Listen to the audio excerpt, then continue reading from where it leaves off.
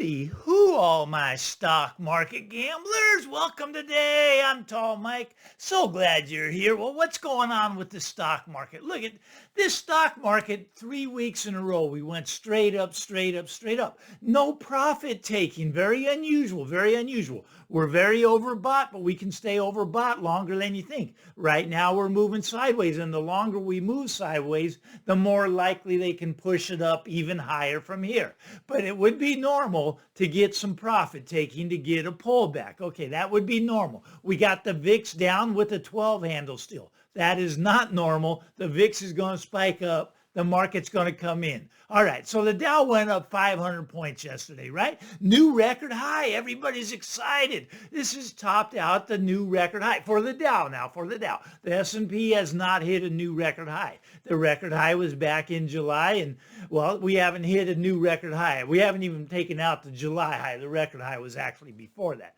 But the new record high on the S&P should come before the end of the year. They should push this up into the end of the year to reach that record high. Okay, that's just my take, but I do expect some profit taking, a pullback. I do expect the VIX to move up off this 12 handle, and it should spike up 13, 14, 15, 16. Will get the market to come in. That's just my take. Yours may be completely different.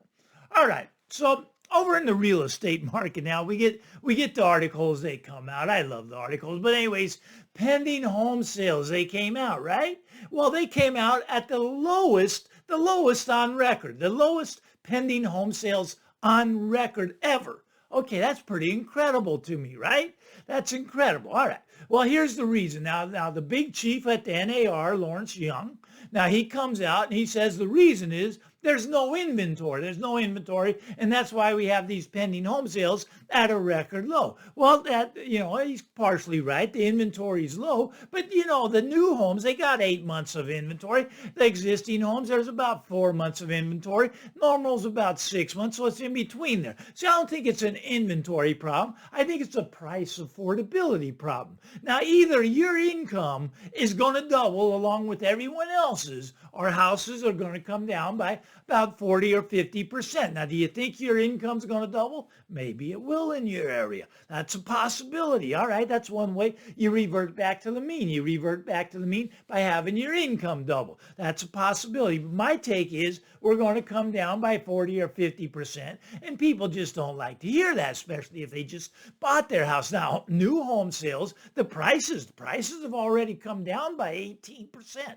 18% off on new home sales. They've peaked out about 490,000, down around 409,000, down about 18% off of the highs. That's the new homes. And it's worse than that. It's worse than that because they're buying down the mortgage rates by buying them down from 7.5 down to 5.5. That costs another 25,000, but they don't want to lower the prices anymore. So they just give you all these incentives. They give you, free countertops, free swimming pools, free air conditioning, whatever you want. They'll throw it in to keep that price high, but yet the price is already down 18%. But here's the thing. So we got the lowest pending home sales on record. All right, so these houses are not closed yet. These are just pending. They're in escrow, right? So 30 to 60 days from now, we're going to have the lowest number of transactions on record, right? So the housing market is frozen up, right? Frozen up. Now, everybody will tell me in the comments, a lot of the moon boy, Mike, you got this all wrong. The house prices aren't coming down.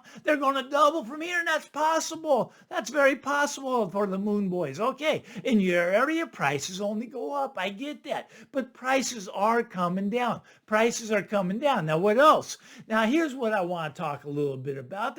Right now, these are the good times. And I'll admit that. These are the good times, right? I mean, house prices, they're still up close to where Billy Bob got out at. They're close. They're down about 10% from there. So these are the good times, right? I mean, you got inflation. Inflation's coming down, right? Was it 9%? They tell you it's down to 3%. Rates were up above 8. Now they're down at 7.5, right? Unemployment. unemployment. Unemployment's still under 4%, creeping up though, creeping up, went from about 3.4 to 3.9.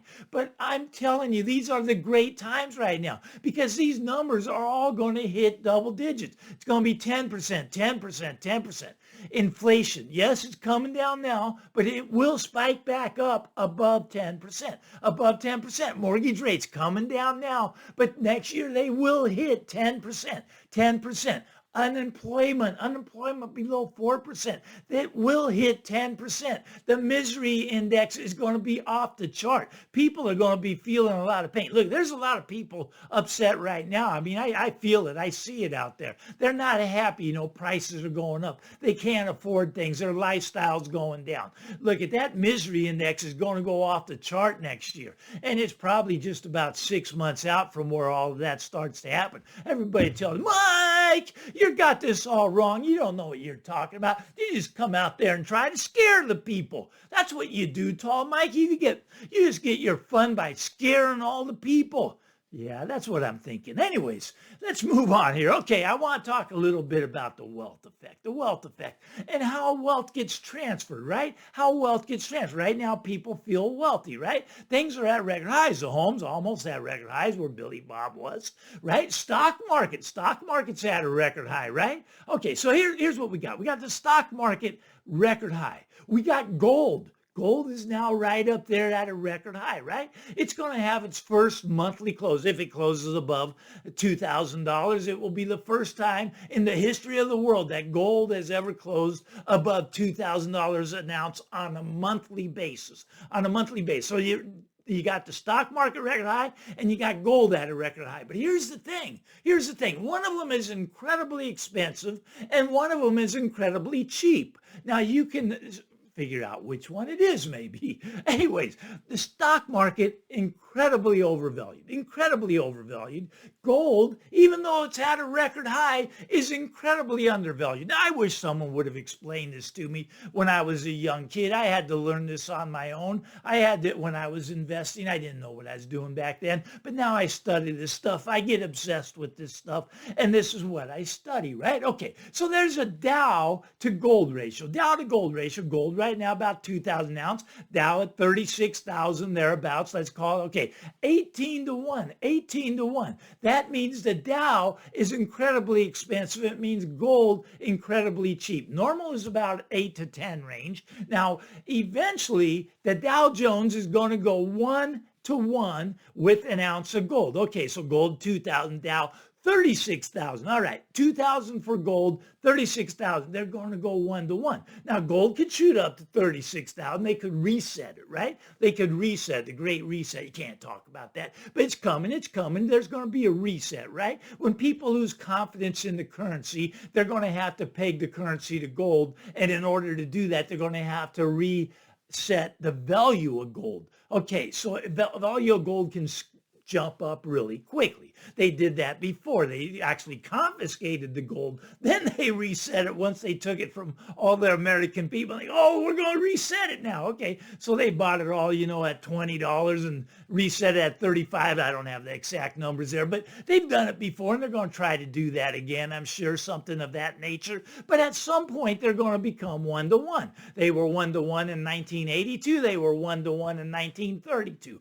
Okay, so at some point, it's going to flip-flop, right? Where gold gets incredibly expensive and the Dow gets incredibly cheap. That's when you want to be selling your gold. That's when you want to be getting rid of your gold. And that's when you want to be jumping back into the marketplace. Now, this is still a ways off. It could happen anytime, but it's a ways off right now. Look at people tell you I'm crazy talking right now. But there's also a ratio between gold and silver. Okay, so silver, $25 an ounce right now, right? All right, gold, roughly 2,000. So it's about 80 to 1. 80 to 1 ratio, right? Normal ratio is about 30 to 1. Which one's more expensive? Well, silver is a way better bargain than gold is right now. Silver is the better buy. Another thing that's a better buy than gold is platinum.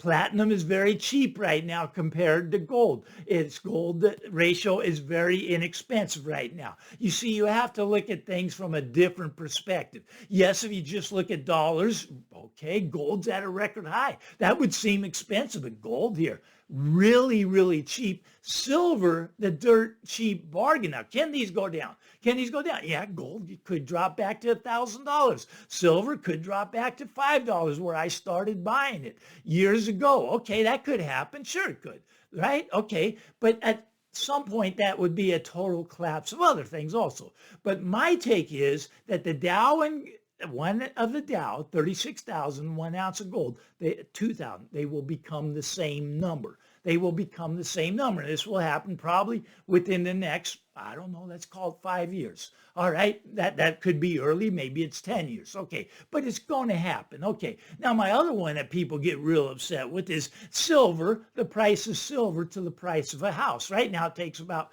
17,000 ounces of silver to buy the average price house, right? Okay, 17,000 ounces of silver to buy the average price house. Silver, $25, average price house, let's call it 4.25. Okay, about 17,000 ounces or so. Okay, all right. Well, that's going to turn also. Look at it. In 1982, took about 800 ounces of silver to buy the average price house. Now, I think it's going to overshift this time. I think it's going to get down to where you got 500 ounces of silver buying the average price house. Now, people tell you, Mike, you're crazy. Your math is way off. You don't understand, Mike. There's Bitcoin now. There's Bitcoin. That took away all gold's lesser, all silver's lesser. I love Bitcoin. I got nothing against Bitcoin, right? You know, it is fascinating to me, though. I started, the Binance thing, Changpeng, the billionaire, $4 billion in fines. I mean, pled guilty to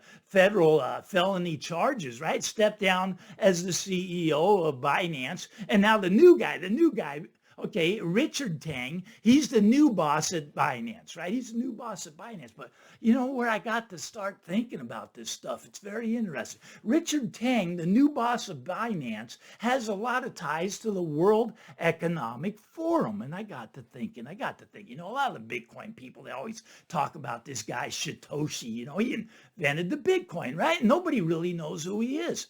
I got to thinking, I bet I can figure out who he is. I think it's Klaus Schwab. For those of you that don't know Klaus Schwab, he's the head of the World Economic Forum. I think he's Satoshi. See, Klaus Schwab coined the phrase, you will own nothing and you will be happy. Now, if you look at Bitcoiners, they look pretty happy, right? But yet they own nothing. I mean, well, they own a limited supply of nothing. Oh, I'm going to get hate for this. I'm going to get a lot of hate. I'm just playing with you Bitcoin people. Look, I know Bitcoin, it's got uses. It's a great way to smuggle money out of a country. When they don't want you taking the money out, you can smuggle it out with Bitcoin. It's got uses. I'm in favor of it. I trade Bitcoin. I can make money. Go in both directions, though. It doesn't just go up.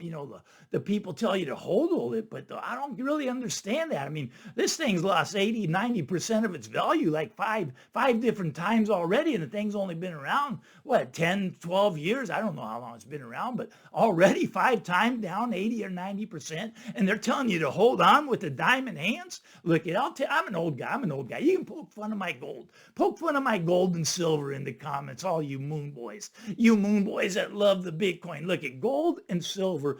I call it my security, right? Now, look, when I speculate, I mean, I go into Bitcoin. Maybe if I really want to gamble, I don't want to, fly to Vegas, I might buy some Shiba Inu or maybe some Dogecoin, if I really want to get wild with it. Otherwise, I just gamble on the Bitcoin, but that's just speculating. Look, gold is insurance, man. It insures your wealth. Look, people, you can go Dave Ramsey. Here's what he's telling you. Great time to buy a house right now. And gold, that gold is just a rock, worthless rock. Ramsey doesn't really understand it, right? Okay, look at when the Federal Reserve started back in 1913. When the Federal Reserve started, you could buy an ounce of gold for $20. $20. So you take a $20 bill, you go buy an ounce of gold, right? All right, and you go out and shop and buy goods and services with your $20 or your ounce of gold. Gold was money back then, right? Okay, now what is that ounce of gold worth? About $2,000, but yet that $20 bill is still worth about about $20 doesn't buy you much anymore. You go to the grocery store with $20, you're going to be hungry by the end of the week.